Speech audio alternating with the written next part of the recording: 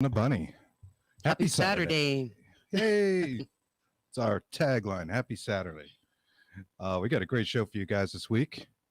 We've got an interview with Micah Dank that we're going to present to you guys in just a little bit, but we wanted to give a couple of shout outs. We do. We'd like to say thank you to Gail Heisen. Absolutely. She's a good friend of ours, and she sent us some of her homemade mulberry jam. Gail is also a guest on our show a few weeks back. So, whatever platform you're watching us on or listening to us now, I would strongly suggest you go into the archives of said platform and find that interview.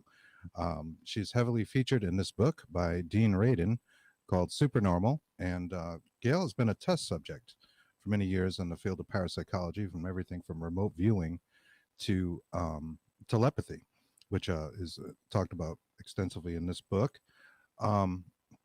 Did we show the No, we okay. We're also getting to that stuff. She also sent us this, which we love. We're ecstatic about this. Is a literal Bigfoot and a bunny, and you can see it's made out of metal that they can join. Yes. And what are the odds of finding this? I don't know, but we love it, and it's going on the shelf behind us, and will be proudly presented. So thank you so much, Gail. Thank you, Gail. She has her podcast comes out, I believe, September 1st. I'll tell you in 1 second. I believe it's September 4th, and it's on her website. It's called A Small Medium at Large. And that'll be available wherever you get your podcast, Small Medium at Large. And she's got a countdown. It's 14 days and 7 hours. And I'm going to give them one more cool plug here because her husband, and I believe Russell Targ, developed a couple phone applications, one of which I really am kind of obsessed with, and it's called ESP Trainer. And you can see it there, and it has a sort of Simon-like board, and you have to pick the square that there's a picture behind, right? And it's randomized on each turn. And the more I do this, the more I realize, like, it actually is training you, and you get better at it as you progress. And it tracks your progress. It's very cool. We like that. And where do we want to go here? Oh, I'm getting stuff set up for our comments. We have to explain to them. Yeah. So also wanted to give a shout out to Michelle from butterflyeffectscenter.com. If you're looking to do some remote viewing, if you have a missing persons case, lost objects, stock market, or major business decisions to do, and you would like a team of remote viewers to help you out with that, you want to go to butterflyeffectscenter.com. She also offers hypnosis and therapy, as well as past life regression therapy. So check that out. Please do. Michelle was on our show as well. That's right. Michelle you can Freed. find our interview with Michelle Freed in the archives of the platform you are watching. So we had to, we normally have our guests on live, but we had a little scheduling problem with Micah, and we actually just recorded this a couple hours ago. This is our interview. We're going to stay on and play the interview for you, and it's super interesting. I think you guys are going to like this. And we'll be here for chat and comments. We're going to put ourselves probably in the lower right-hand corner of the screen. But our guest this week is author Micah Dank. He talks about his new series, Into the Rabbit Hole, and his first book, Into the Veil, which has been compared to Dan Brown's Davinci Code. Micah explores astrology and the hidden codes in the Bible and how it relates to what is real and what is possibly related to politics, conspiracy, fringe medicine, history, language, and what it means to survive in these times. This was really interesting, and if you're into astrology at all, you're really going to like this, and the parallels that he draws between scriptures and just the movement of the astrological wheel, if you will, is very, very interesting. So I'm going to start that now.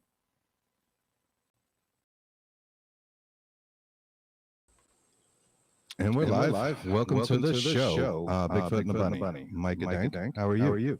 I'm good. How are you? Doing great.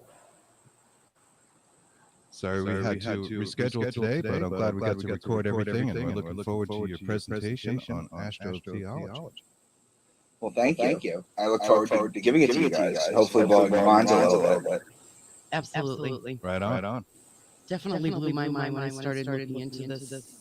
Yeah. And listening to Super you, interesting. and it's extremely interesting. You pull everything together and with the astro and yeah. Yes. So do you guys have any questions before I start?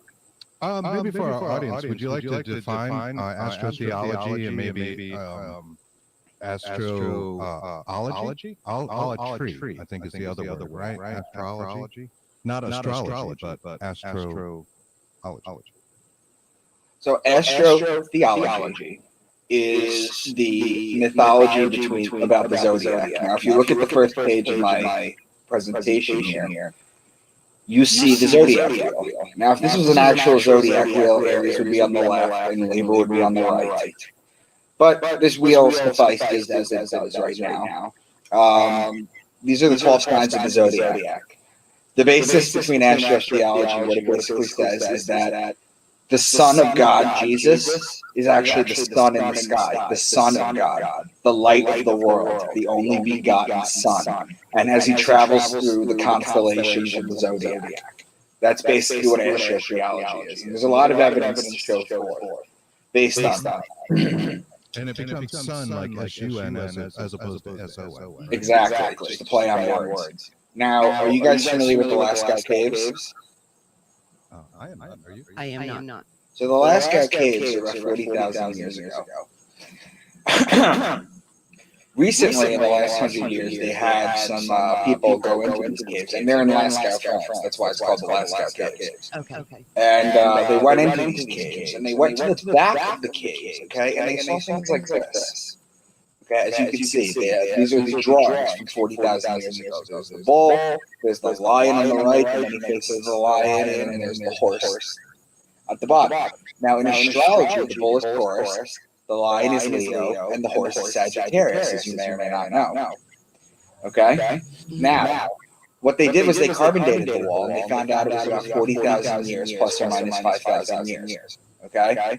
Now, for people who don't agree with carbon dating, or the religious people who say that it's inaccurate, it's not the way to measure things, they're actually half right about that. See, carbon 14 dating is actually accurate up to 50,000 years. But when you start pushing it past that and then into the millions of years, it becomes harder to pinpoint. But it is quite accurate up to 50,000 years. Anyway, so this falls under the bubble. This is 45,000 years old.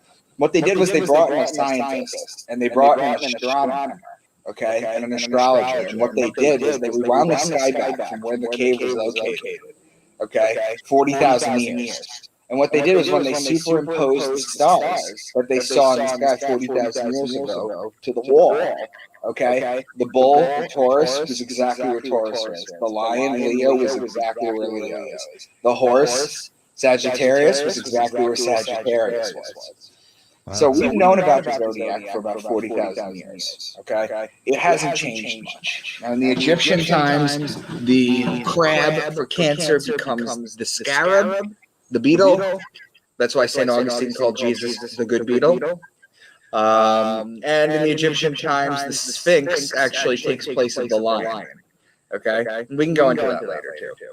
But basically, there's questions that you can ask about the Bible that don't really make sense, okay? How Jesus was able to heal the blind, how he walked on water, how he turned water into wine, why he had 12 disciples, why he was betrayed with a kiss by Judas, why he was dead for 3 days, why is his birthday on December 25th. Now, I'm going to explain all of this with astrology, and it's going to make a lot of sense. Okay, Genesis 1:14, right at the beginning, it says, lights appear in the sky to separate the day from the night. Let them be signs to mark the seasons, days, and years. And that's basically what the Bible is. It's an encoded farmer's almanac to tell you where all the stars are, where they're located, their properties, and where they're going. That's basically it. So now what I have to do is I have to explain to you the 12 signs of the zodiac and what keywords you have to look for that explain each sign. Okay, in order to give you the primer or the primer to decode the Bible, basically. Okay, so I'm going to start with Aquarius. Now, Aquarius is the first sign, which is that I talk about, which is represented by the man.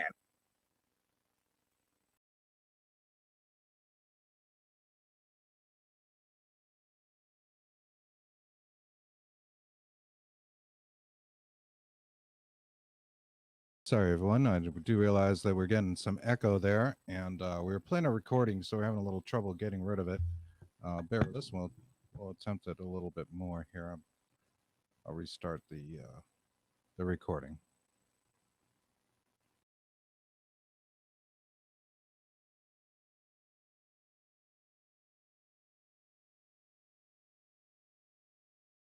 We are not hearing it on our side. With the water picture. Okay, so anytime you hear the word Son of Man or baptism, because literally this man with the water pitcher pouring it out, that's how you baptize someone. Water pitcher, fountain, stream, river, water-related word, they're talking about Aquarius. Now in Pisces, Pisces is a sign of the two fish in the water.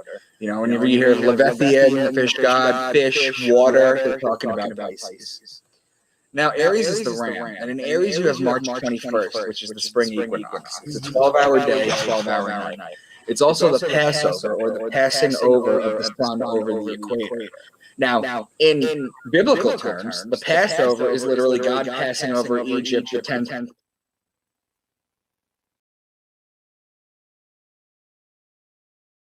All right, guys, I'm going to try to restart that video. Pausing it didn't work. Sorry about that. I do hear the echo in our feeds. We're not hearing it on our side, so we do apologize. Software. It'll be the death of us.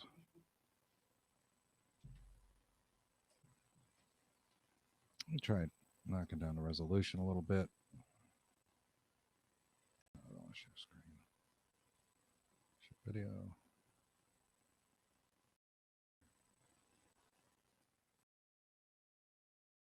I warn you. It might be from his side as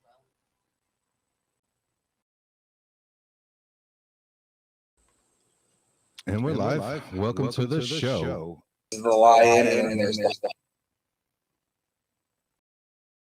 Let them be signs to mark seasons, days, and years. And that's basically what the Bible is. It's an encoded farmer's almanac to tell you where all the stars are, where they're located, their properties, and where they're going. That's basically it.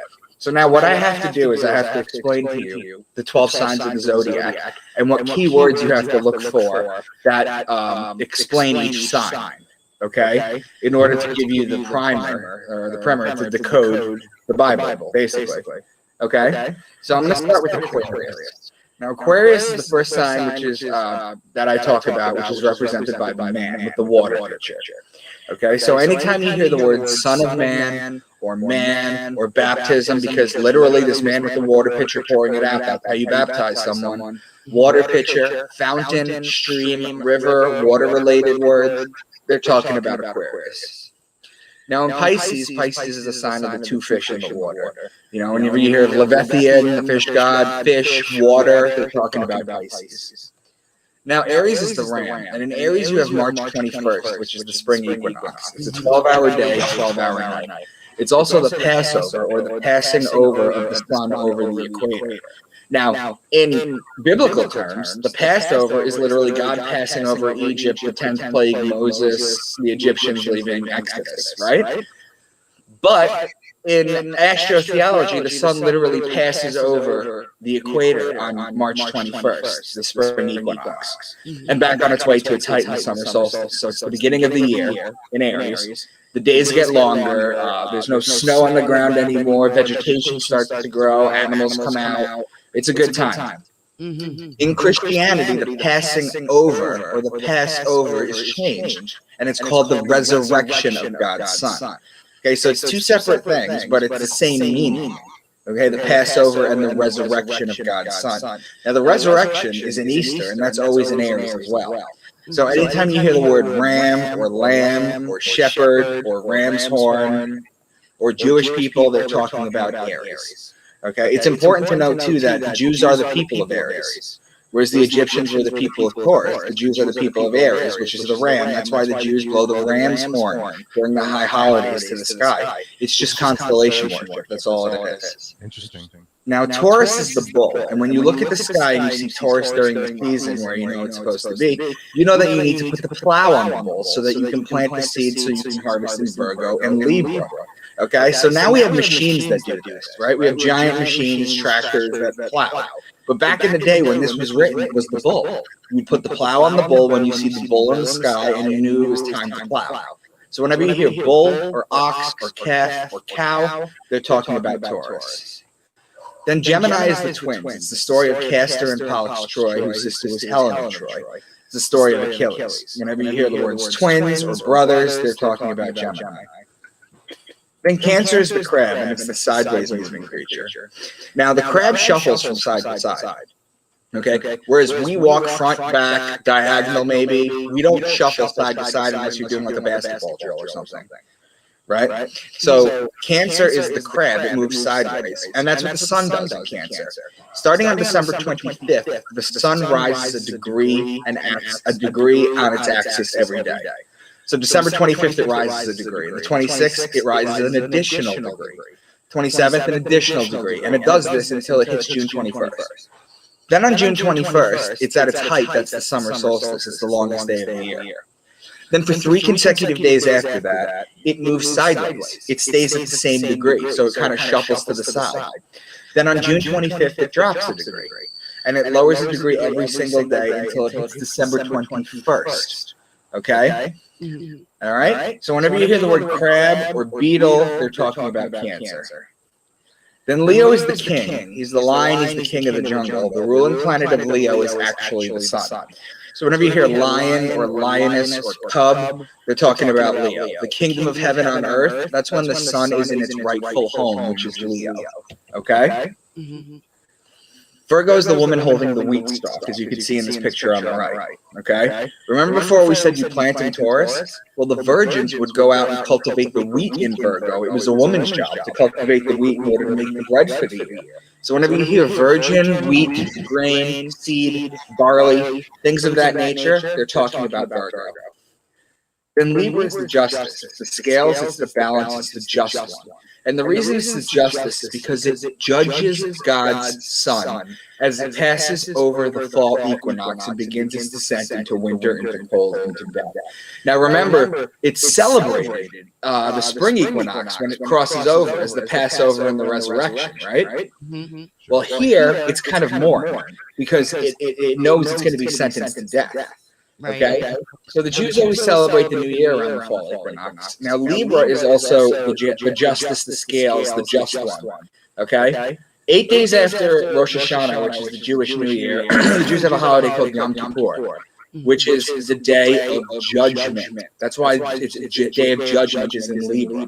Okay, it's when God judges all the Jewish people. They go to temple all day, they fast all day. It's the only day that the Jews fast. They fast all day and all night, don't drink water, don't eat food, stay in temple all day, and pray for God to leave them in the book of life for the next year. Okay? So, whenever you hear the words law, judge, justice, the just one, divorce, marriage, court, things of that nature, that's Libra. Okay? And I will continue to point these out to you so that you can see what I'm talking about. Libra is also wine season. Now, Kristen, if you've ever been to a vineyard before, I'm not sure where you guys are located. We're in New England, and actually, I have never been to a wine vineyard. However, I think Christopher has. Yeah.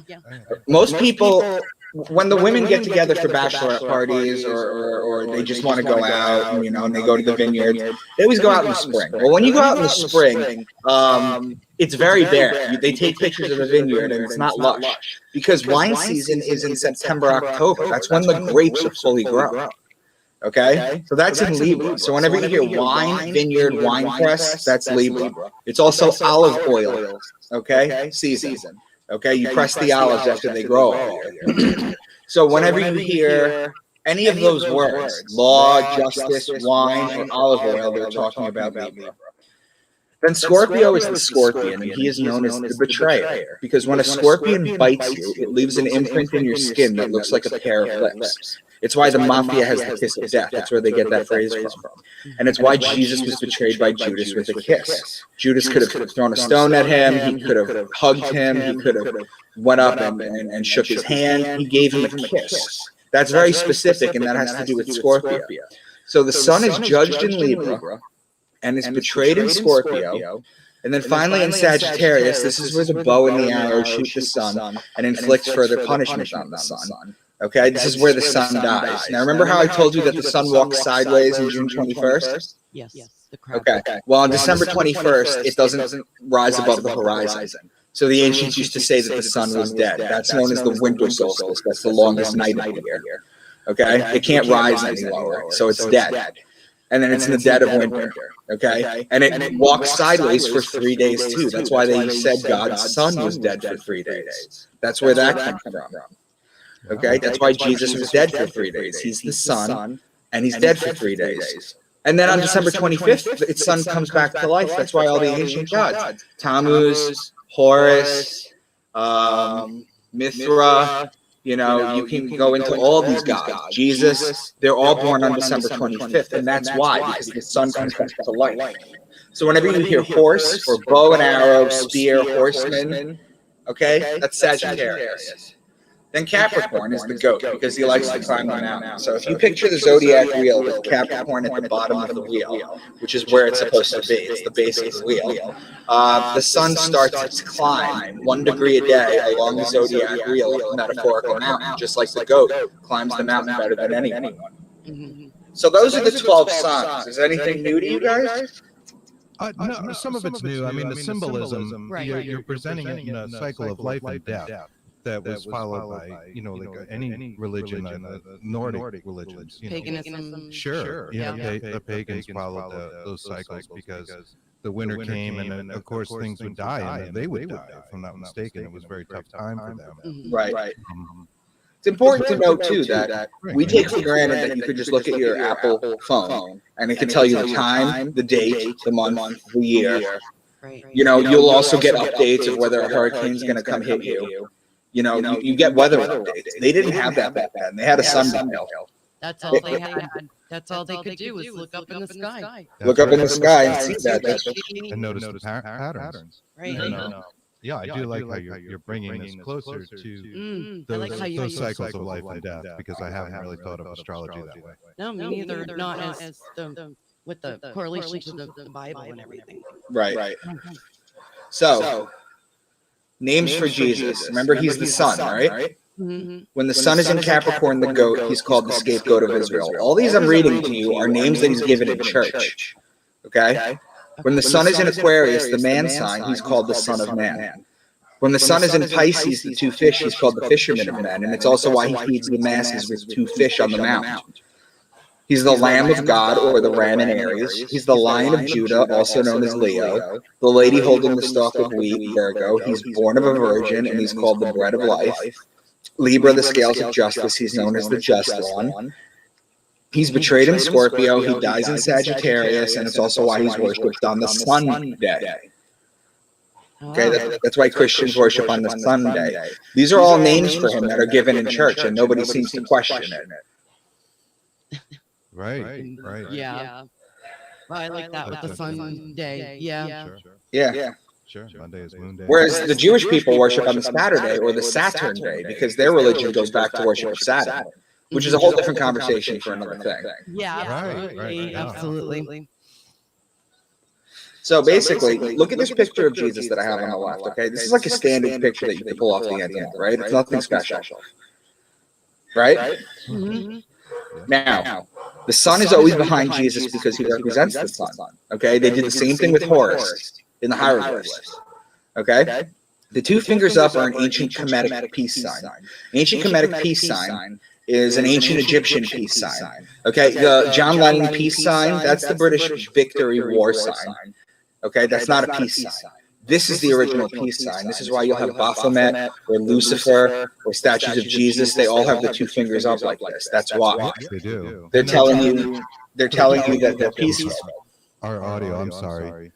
Mike, I just wanted to explain the picture a little bit. It's a typical picture of Jesus, and there's a sun behind him. He's got 2 fingers with his left hand going up. He's making a sort of gangster sign. I'm sorry, the right hand is 2 fingers and sort of a gangster symbol with his left hand. The Sacred Heart is adorned upon his robe. Right. Now, the white picture of Jesus, his face, okay, is actually a guy named Caesar Borgia, who was Rodrigo Borgia, a.k.a. Pope Alexander VI's son. Now, Pope Alexander VI was Pope when the printing press came out. Okay, so before the printing press came out, there was no mass way to show a picture of Jesus. He decided that his bastard son was going to be it. Okay, so since then, Jesus has always looked like this. But if you were to Google pictures of Caesar Borgia, you'll see what I'm talking about. Now, the crown of thorns wrapped around the heart represents the sun's rays. Okay, Jesus had a crown of thorns on his head. He's the sun, that's the sun's rays. The heart outside the body, and the heart is always outside the body in pictures of Jesus. That's a little weird, right? Well, that's because it represents the toroidal field. Are you familiar with the torus field, the human torus field? No. Could you please tell our So the human torus field is an electromagnetic gradient that's shaped like an apple that extends 6 feet outside of your body. Okay, so when you're 6 feet within 6 feet of someone else, okay, you and them are energetically connected.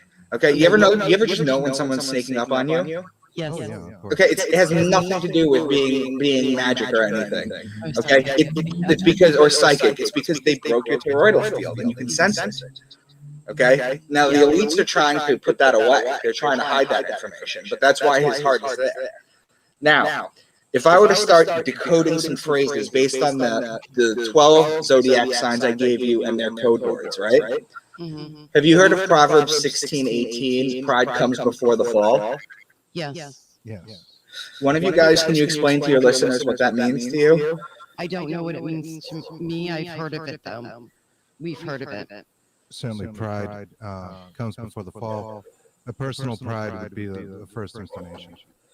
But Right. Basically, if you're too prideful or you're too boastful, you're setting yourself up to fail, something like that, right? Yes. Okay. You know what a group of lions is called? Pride. Pride. Exactly. A group of lions is called a pride. Pride is the lion. Lion is Leo, the lion. Leo is in July and August. That comes before the fall. Yeah, there you go. Yeah. Interesting. Okay. Yes. Yes. Now, That's funny. We were just pondering the phrase falling to sleep last night. Yes. You know, when you fall asleep, you have this almost like feeling of slipping, right? yeah, And we your take that, subconsciousness, yeah. yeah, we take that expression for granted, falling to sleep. You never really Right. think about it, but you're Well, sometimes your body actually literally has what's called a myoclonic jerk, which is basically what happens is as you're falling asleep, your body naturally slows down its heart rhythm. Okay. Your breathing becomes labored. Okay. Now, sometimes your brain mistakes that for you dying. Okay. So if you've ever been asleep or trying to fall asleep and suddenly your leg just kicked or your arm just flailed, that is because your body thinks that you're dying and it's trying to bring you back. That's what it does. yeah, I do Wow. that all the time. Okay. But the idea of falling asleep, there's plenty of times that people just kind of fall into the deep. Yeah, absolutely. Right. Now, That's what we're discussing. Sorry. no, it's okay. In the book of Micah 5:2, which is my namesake, it says, "But you, Bethlehem Ephratah, though you are small among the clans of Judah, out of you will come from me one who will be ruler over Israel, whose origins are from ancient times." Okay, so this is the part in the Old Testament where the prophet Micah says that the Savior is going to come from the town Bethlehem. However, Bethlehem is just a combination of two words in Hebrew. The word bet, B-E-T, which means house, and lechem, which means bread. So the house of bread. Each zodiac sign is called a house. Okay, it's called a house. It's called a mansion. In my father's kingdom, there are many mansions. It's called an eon. You know, there's different words for this, but it's basically the house of bread. So when he's saying that the Savior is going to come from the house of bread, Bethlehem, he's saying the Savior will come from a virgin. So you see how that's encoded? Mm-hmm. Okay. Now, I'm going to read you guys a passage that has about 8 or 9 different zodiac mentions in it, and you're going to recognize it because I went over the original 12 zodiacs with you. Deuteronomy 32. He gave them honey from the cliffs and olive oil from the rocky grounds. He gave his people butter from the herd and milk from the flock. He gave them lambs and goats. They had the best rams from Bashan and the finest wheat. They drank the best wine made from the juice of red grapes. But Jeshurun became fat and kicked like a bull. So you see how there's 1, 2, 3, 4, 5, 6, 7, 8 different zodiac signs just in this one passage? Right. Yep. Okay, so this is how stuff is encoded. Okay, now there's 2 things I didn't go over. I said he gave them honey from the cliffs. in the sign Cancer, there's a group of stars called the Beehive Cluster. It's known as an asterism. It's a small, closely knit group of stars. Okay, so the Beehive Cluster is where you metaphorically get the honey from. Make sense? Absolutely. Okay, and now he gave people butter from the herd and milk from the flock. That's milk-based, both of them. That's where the Milky Way galaxy comes into play, which they also knew about back then. Okay, now the Milky Way galaxy, the center of it is in Sagittarius. Okay, so your land from Cancer to Sagittarius in the sky, when they're talking about the land of milk and honey, that's what they're talking about. They're not talking about an actual place. Okay. Excellent.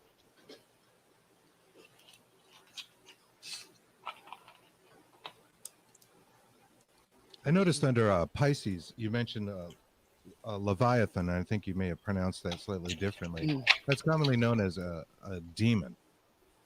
So how do we go from gods to demons in that? It was a fish god. Leviathan was a fish god. It was an ancient fish god. That wasn't new to the Bible. Leviathan was much older than that. But I'm going to get to a phrase with Leviathan in it, and I'll show you how it works. Okay? Mount of Olives. Now, I'm going to teach you how this starts to get encoded in the zodiac wheel. Okay? Mm-hmm. Look at this picture on my left. Okay? Or on your left of the zodiac wheel. This is Aries on the left, Libra on the right. This is how the zodiac wheel looks. Okay? This is a perfect zodiac wheel. Now, Jesus led his disciples to the Mount of Olives after his last Passover, so he could teach them a few more things, pray, then wait for Jesus to betray him. While walking to the Mount of Olives, he gave the parable of the true vine. Now, Passover takes place in Aries, so find Aries on the zodiac wheel. Mm-hmm. Okay? We're right after that, he walks to the Mount of Olives. Well, olives are in Libra, so you literally go across the zodiac wheel. It's always going to be across or neighboring. That's how you know it was done on purpose. Okay? So these are opposing signs. Now they're in Libra right now, and they're waiting for Judas to betray him. And where does the betrayal happen? I can't see it. Can Yeah, honestly, it's a little small on our screen. I'm sorry, guys. The betrayal happens in Scorpio, which is the sign right after Libra. So you go across, and then the next sign over. Now, they're still in Libra. While in Libra, he gives the parable of the true vine, or vineyard, or wine press, or whatever. That's still Libra. So it's all in Libra. So you see how this is encoded? Yes. Now, when I get to the book of Matthew with you guys shortly, I'm going to show you how it's literally nothing but that. Okay? But I wanted to give an example of how this is encoded in real time. Sure. Thank you. Okay? That's cool. Revelation 4:7. The first living creature was like a lion. The second was like an ox. The third had a face like a man. The fourth was like a flying eagle. The first living creature was like a lion, Leo. The second was like an ox, Taurus. The third had a face like a man, Aquarius. The fourth was like a flying eagle. Now, in astrology, the Scorpio is the belly-crawling creature, much like the snake was made to crawl on his belly after the betrayal in the Garden of Eden. It's the lowest form of life that God could give you on earth, to crawl on your belly. Okay? That's why in a lot of Latin America countries, like Mexico, for example, or a lot of Latin America countries, it's the Day of Mary. I forget if it's the Day of Mary or whatever, but basically they get on their hands and knees and they crawl to church. Oh, wow. Okay, it's symbolic of that. I didn't know that's what that was from. Yeah, it's symbolic of that. So now, hold on. Its evolved form is the eagle in astrology. Now, the eagle is the highest flying form of life, right? Yes. The eagle, nothing flies higher than the eagle. Okay? So the eagle's evolved form is the phoenix. And what is the phoenix? The phoenix is a flaming thing that dies and is reborn from its ashes. It's the story of Jesus. It's the same story that's always been told. So the eagle becomes Scorpio. So you have Leo, Taurus, Aquarius, and Scorpio. Those are the four fixed signs of the zodiac. Now, if you look at the zodiac wheel here, this is a little bigger. You might be able to see it. Leo is lion. Man is Aquarius. Those are opposing signs. Ox is Taurus. Eagle is Scorpio. Those are opposing signs. It makes an X through the zodiac wheel. Oh, yeah, I see that. Okay, they're the 4 fixed signs. They're fixed, and they're fixed signs. Okay, you have like mutable and you have cardinal signs. The fixed signs are fixed because they're fixed in their season. Okay, Yeah, Leo is the dead of summer. Aquarius is the dead of Yes. winter. Taurus is the dead of spring. Scorpio is the dead of fall. Right. right, Okay. right. And, Now, if you Yeah. look at the zodiac wheel and you were to draw a line from the top of Cancer to the bottom of Capricorn, to the left of Aries, to the right of Libra, that forms a cross. Okay, those are the 4 nodal points. Mhm. That's the solstices and the equinox. When you connect them, it makes a cross. That's the cross of God's Son that he lives and dies on. Okay? Yeah. Okay. Yeah. Wow. Okay. Now, Revelation 12. A great sign appeared in heaven, a woman clothed with the sun, with the moon under her feet, and a crown of 12 stars on her head. She was pregnant and cried out in pain as she was about to give birth. Then another sign appeared in heaven, an enormous red dragon with 7 heads, 10 horns, and 7 crowns on its head. Its tail swept a third of the stars out of the sky and flung them to earth. It's important that I drill this into you guys, that people are actually literally waiting for this to happen in the sky. Okay. Okay, they're waiting for a pregnant woman to be in the clouds and a dragon to come attack her. Okay, there's religious people that are waiting for that. Let me explain this to you in a way that makes a little bit more sense, okay? Hmm. A woman clothed with the sun is the sun clothed in Virgo. It's just a metaphor. Okay, the sun is she's wearing the sun. It's clothed. She's hugging the sun. You could literally use any adjective. Okay, but basically, when the woman is clothed with the sun, that means the sun is in Virgo. Okay, now if the sun is in Virgo, the moon will be at her feet. Now the zodiac wheel is 12 signs. The sun spends 2 hours a day in each sign. That gives us her 24-hour-a-day clock over and over and over again. Okay. Mm. Now if the sun is in Virgo, that's about 4 to 6 p.m. The sun is still out in the day. So if the sun is out, the moon will be at her feet. If the moon is out, the sun will be at her feet. Does that make sense? Yes. Yes. Very Okay. much. Now another sign appeared in heaven, an enormous dragon. Its tail swept a third of the stars out of the sky and flung them to earth. On the left, you see the constellation Draco, which is the dragon, Draco the dragon. The Chinese use the Draco in their zodiac as well. Yes. Right. Tail goes from Aries to Sagittarius. As you can see, it's a rather large tail. Its Mm. tail goes from Aries to Sagittarius, which is 1/3 of the stars out of the sky. So it's just a metaphor. This is all just star poetry. This is just them understanding and writing and encoding what they saw, where things are located, what their properties are, and where they transcribe. That's basically it. Is Virgo a reference to virginity in that? Virgo, in this Talking passage or just in general? Well, Well, in this talking about passage, the Immaculate Conception. right, the Virgin. Well, yeah, that's why every god is born of a virgin. Every god is born of a virgin. That has to do with Virgo. There we go. Okay. There we go. Okay, Virgo's the virgin. All right. And you said Okay. it's not Jesus Now- is Virgo. I've given examples of astrotheology in the Old Testament as well as the New Testament. I've been accused of cherry picking verses from the Bible to prove a point. Let's take a much longer passage and see if we can decode it as well. I know you guys aren't too familiar with the Bible, but are either of you guys familiar with the story of Job?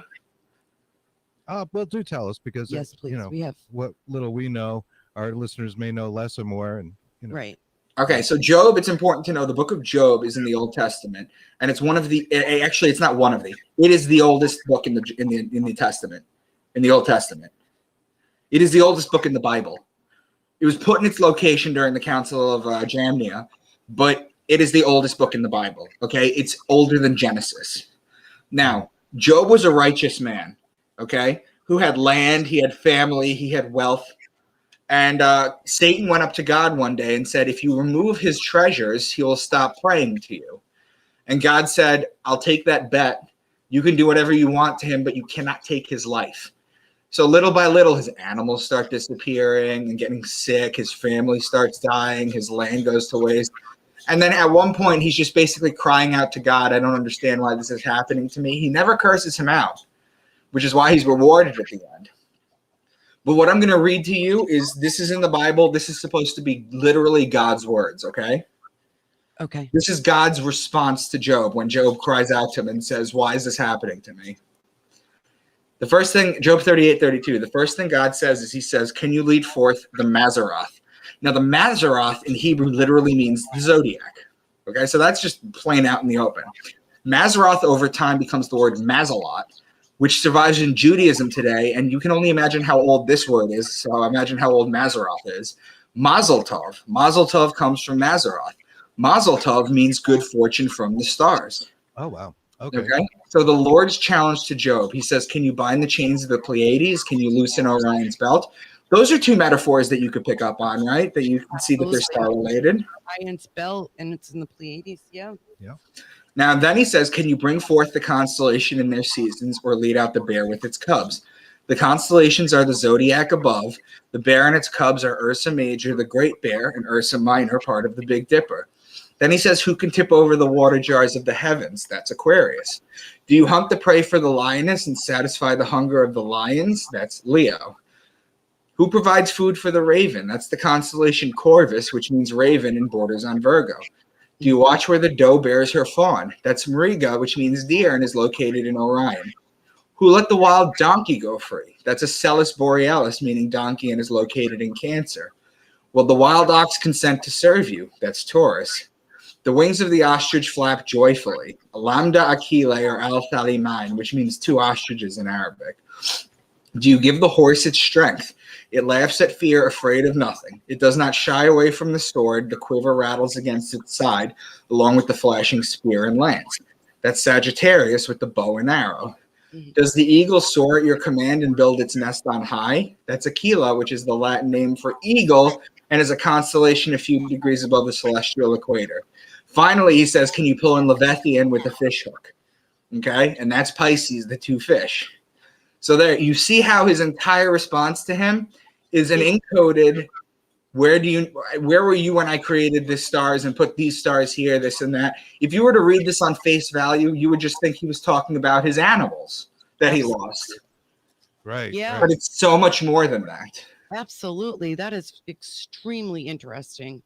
I love that. Yeah. Very cool. Thank you. You're welcome. So, answer to questions at the beginning. How is Jesus able to heal the blind? Well, if he's the S-O-N of God, he's man on earth, okay? The blind man came up to him. Jesus touched him in his eyes. Suddenly he could see. However, the sun does the same thing to us every day. It goes down at night, and we lose our sight. When the sun comes up in the morning and it touches our eyes, we have the gift of sight again. We can see again. It heals the blind. Okay? These are all just metaphors. Now, how he walked on water. Okay? How he walked on water. Have you ever seen a sunset on a lake before? Sure. Yes.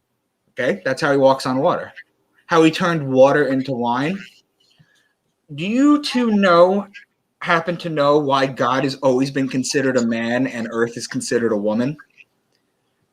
No, please tell. It has to do, it literally boils down to God's sacred fluid, the rain. Okay? In Hebrew, the word is shemen. We get the word semen from it these days. Okay? God's shemen pours down from the heavens, and from the rain impregnates Mother Earth, and vegetation and food and all the things grow. That's why God is a man, because he basically ejaculates all over Earth. You're right. I was going to say, what about coming? Okay? And from the woman's womb, things grow. Does that make sense? Yeah. Yes. Okay. So now, remember Taurus? That's when you put the you put the plow on the bull. Yes. Okay. Well, that's April showers bring May flowers. That's Taurus. Okay. Wow. So it rains and it rains and it rains and it rains, and then finally in Libra, after it rained and it grew, you could pick the grapes and turn them into wine. That's how you turn his original water into wine. Sure, the growth of the grapes. Yeah. Why he had 12 disciples? We went over that. Although I will tell you this, Judas is Scorpio, as I've mentioned, right? Mm-hmm. Yes. Okay. Simon Peter, okay, is Pisces. Okay. Simon was a fisherman. So right away, you know that he's Pisces, the two fish. Mm-hmm. Okay. But do you know why he was given the name Peter? No. Does it even make sense for someone named Simon to be called Peter? No. No, not really. No, it doesn't. Nobody thinks about that. But it does if you know that the ruling planet of Pisces is Jupiter or Jew Peter. Oh, wow. Wow. Look at that. And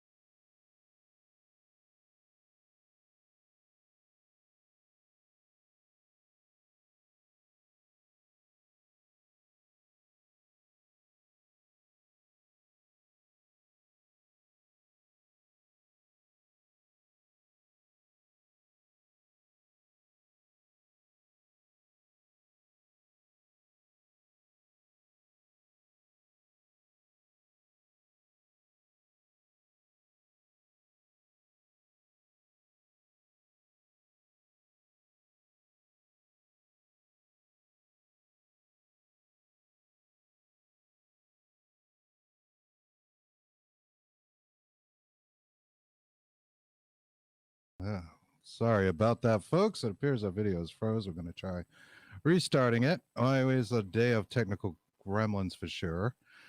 Our apologies. Yeah, this is the First time trying to do a pre-record, and appears our streaming software is a little limited on that. And I don't know, it appears the bandwidth in their clouds is not that great. So let me try restarting that.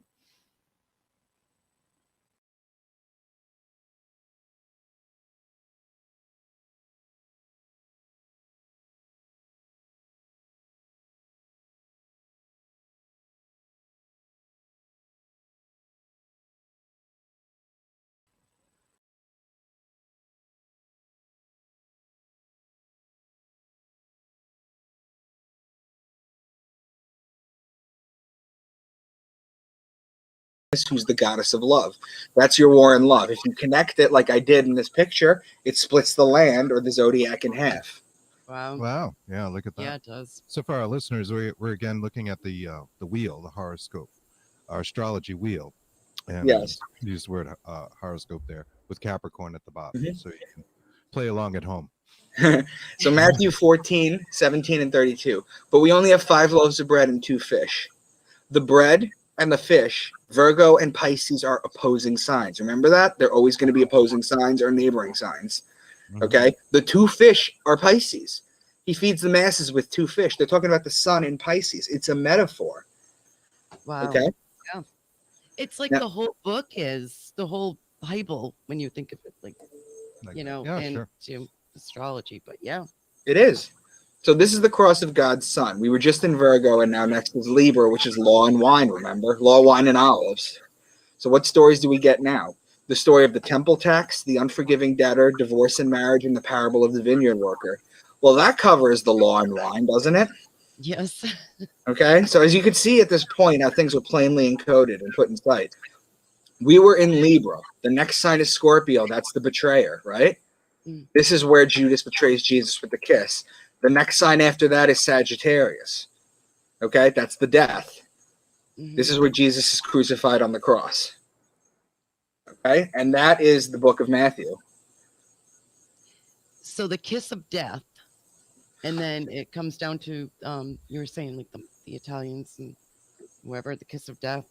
That actually comes from Talk about Scorpio. the Bible. So, Yeah. Scorpion. That's So, yeah. Well, it comes from astrotheology. It doesn't come from the Bible. right. Astrotheology is. Yes. So yeah. Please use that word. I love that word. And then he dies in Sagittarius. Right. Yeah. Right? Cool. Cool. That's very different. So let me show you a couple more things that are interesting that are a little unrelated, okay? Absolutely. This is, have you heard of Solomon's Temple? Yes. Yes. This is Solomon's Temple. This is what it looks like, okay, when you build it out as the Bible explains that you build it out, okay? But this is actually built with sex magic. So let me explain this first. Solomon is not one name. It wasn't a person. Solomon is a combination of 3 words for the sun. Sol, or sun in Latin, Om, or sun in Buddhism, and On, O-N, was the city of light called Heliopolis in Greece. That's why when you go into a bedroom, you still have to turn the lights on. That's where it comes from, okay? This was created using sex magic. If you look at this, Joachim and Boaz represent the testicles. This is an overhead view. The porch represents the base. The holy place is the shaft. The holy of holy is the heads. The store chambers are a woman's womb. This is just a penis entering a vagina. Yeah, I actually see that now. Yes. That you just explained that. That's really cool. I think you have that book behind us too, right? Yeah.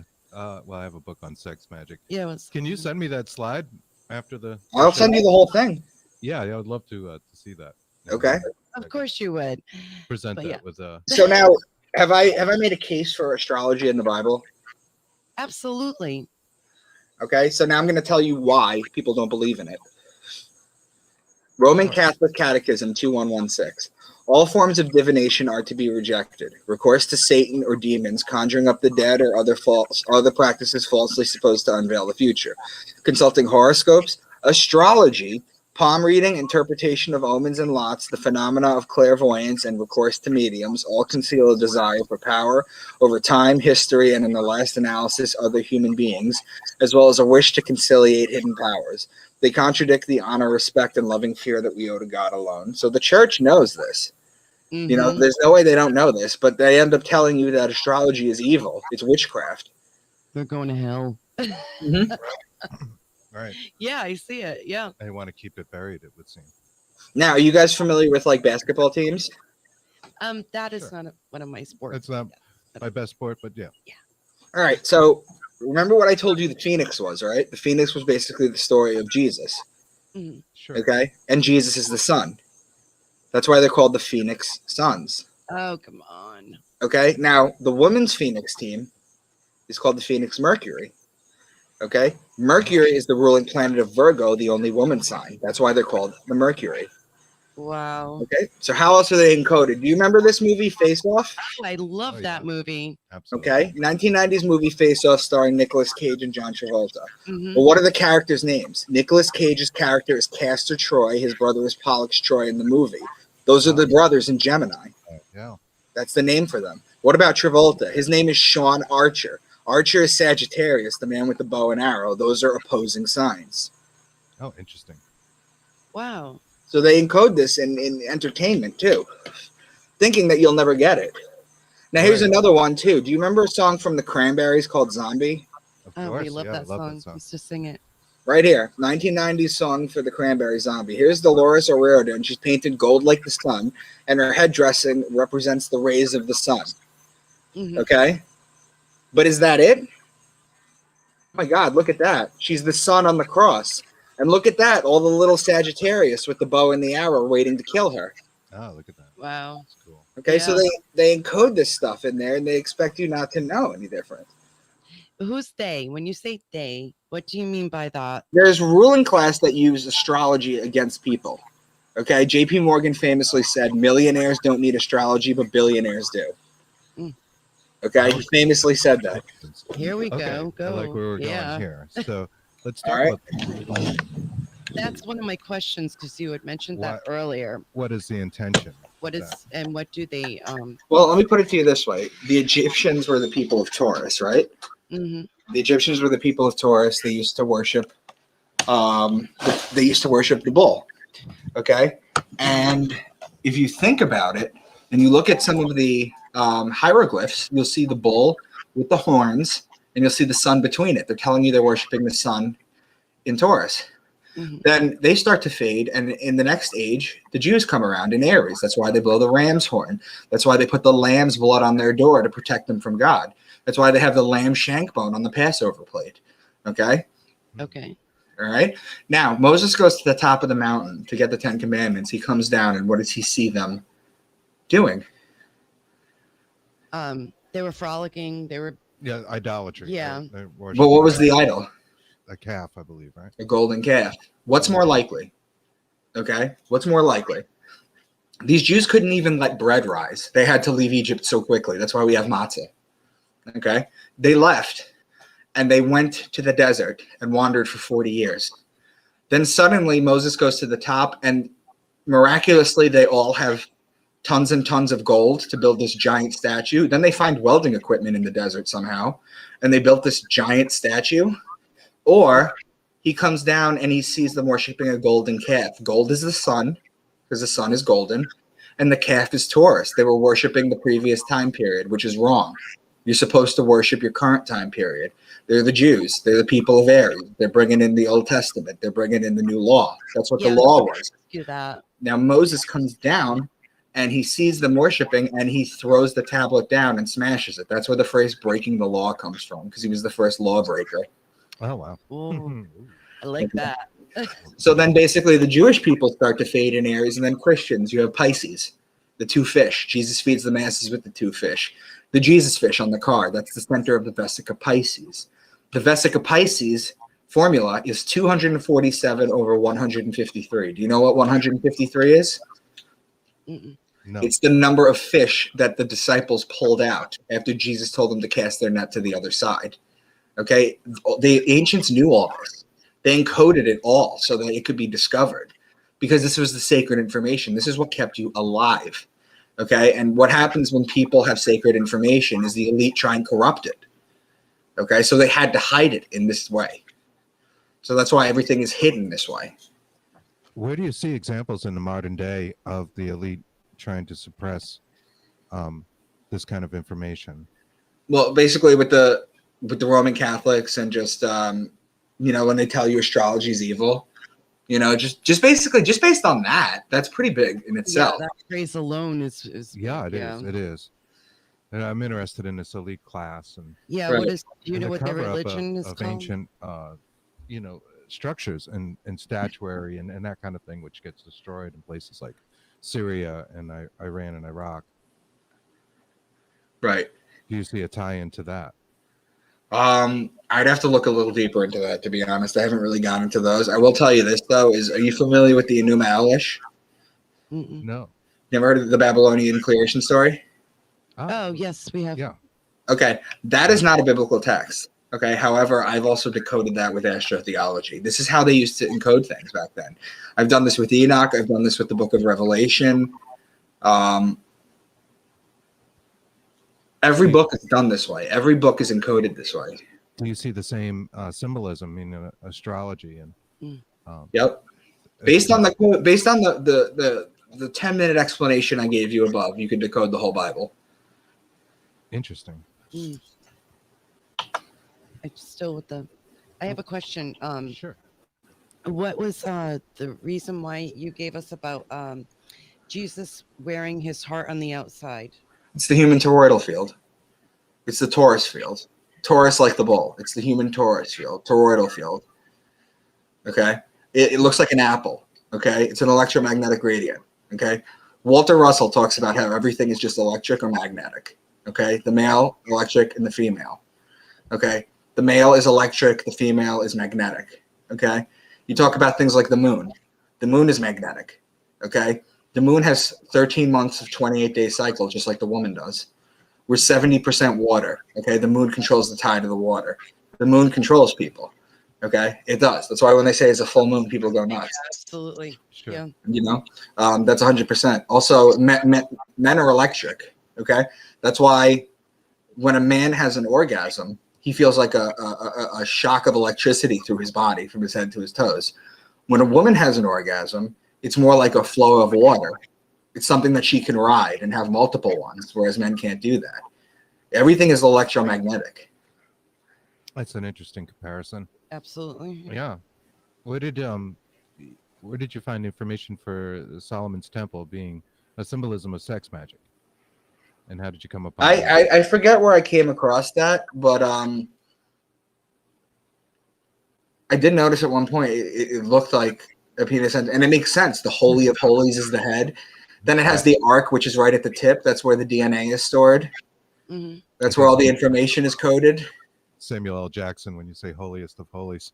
Yeah. Pulp Fiction. Forgot my other question too. Oh, how about the Book of Enoch? What do you think about that? It's the same thing. The reason that the Book of Enoch is not in the Bible, I believe. Okay, so the Book of Enoch is actually in the Ethiopian Bible. Mm-hmm. The Ethiopians are interesting. Their New Year is on September 11th, and their calendar is actually a 13-month calendar. It's not a 12-month calendar. They have 13 months of 30 days and 1 month of 5 days. Okay, but nonetheless, the reason that the Ethiopian Bible is, the Book of Enoch is not in our Bible is because it openly talks about astrology, whereas this is clearly encoded. Oh, we get that. Okay. Very interesting. Excellent. I love it. So tell us a little bit about, in the time we have left, about your book series. Sure. So what I've done is I've created a 6-book series. My publisher, I have a publishing deal, a 6-book publishing deal. My 6th book's coming out in about a month. I have the first 5 out already. And what they are they're thrillers where the characters basically uncover all the information I've gone on to. Like, you think I went over a lot today? I didn't go over anything. Like, they go into so much deeper in the books, where it's basically just uncovering everything, all the lies of the elite, this, that, and the other thing. That's another podcast right there altogether. We'd like that. Right. Yeah. Right. That's very interesting. And I love the idea of the research falling into a fictional platform. Right. We've created a Well, that's what it did with 1984, A Brave New World. Sure. Yep. Dan Brown, etc. Yeah. Yeah. I like it. And what is the premise? What is the lead character like? He's a very troubled kid. He's a brilliant kid, but he's very troubled. He has his bouts with drinking, and what he does is he's a non-believer in all this like red pill stuff, and he ends up getting dragged into something that makes him open his eyes, and then he just takes off and just becomes like an expert in it. Is there a certain amount of autobiographical material in that? Oh, there's a ton of it. Yeah, there's a ton. There's a ton. A lot of it's based on me too. How did you come upon these interests? What do you mean? What got you interested in interpreting the Bible through astrology? And I came across two guys, Jordan Maxwell and Santos Bonocci, who kind of do what I do, but differently. I'm more by biblical verses and this and that. They're more the esoteric side of it, and it just floored me. And I just realized that that's what I wanted to do with myself. it is super interesting. It's very I love interesting. things that are, hidden truths that are in plain sight. All right. So my books are on Amazon. Micah Dank Into the Rabbit Hole series. I'm also on Twitter at Real Mr. Dank, Facebook at Micah Dank. I have a Facebook group called Micah Dank Into the Rabbit Hole. I'm on Instagram, Micah Dank. If you want to friend me, request me, that's fine. You can also reach out to me. I sell hundreds of copies from my house, from my home, of signed copies if you don't want to give money to Bezos, which a lot of people don't. Right? You're right. That's true. The Bezos Express. Yeah. The flying penis rocket. So, yeah, they should go to mikadank.com. Well, they can if they want to. That's just kind of like an intro site. That doesn't really have much.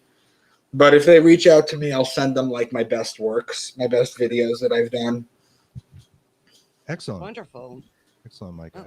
We really appreciate you coming on and taking the time.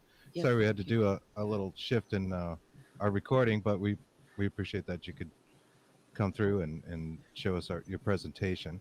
It's extremely interesting, and it is really cool. We love that, it's and really I'm sure cool. our listeners will. I want really to post that with some of the astrological wheels as well. Yeah. And get that out to some people so they can follow along. Yeah. With the presentation.